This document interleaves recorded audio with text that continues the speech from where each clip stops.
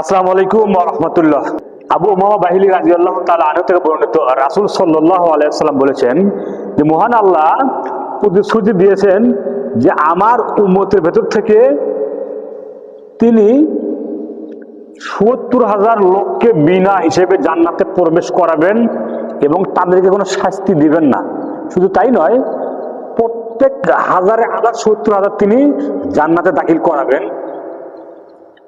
এবং তাই নয়, মহান আল্লাহ বলেন যে ৭০,০০০ লোক তো বিনা হিসেবে জান্নাতে যাবে। মহান আল্লাহ প্রতিশ্রুতি দিয়েছেন এদের কোনো শাস্তি হবে না, এদের কোনো হিসাব হবে না, এরা জান্নাতে যাবে। এবং লাস্টে তিনি বলেন যে মহান আল্লাহ তার হাত দিয়ে ৩ অঞ্জলি মানুষ জাহান্নাম থেকে বের করে জান্নাতে দেবেন। মহান আল্লাহ আমাকে প্রতিশ্রুতি দিয়েছেন। সম্মানিত উপস্থিতি, কাছের এবং দূরের দেশ এবং প্রবাসে যারা আমাদের ভিডিও নিয়মিত দেখেন, আমি আপনাকে বলতে চাচ্ছিলাম আমরা মুহাম্মদ সাল্লাল্লাহু আলাইহি সাল্লামের পদ্ধতিতে চলবো ইনশাআল্লাহ। আমরা বিনা হিসেবে জান্নাতে যাবো ইনশাআল্লাহ। আল্লাহ তুমি প্রত্যেকটা মানুষকে মুহাম্মদ সাল্লাল্লাহু আলাইহি সাল্লামের পদ্ধতিতে কবুল করো, আমিন।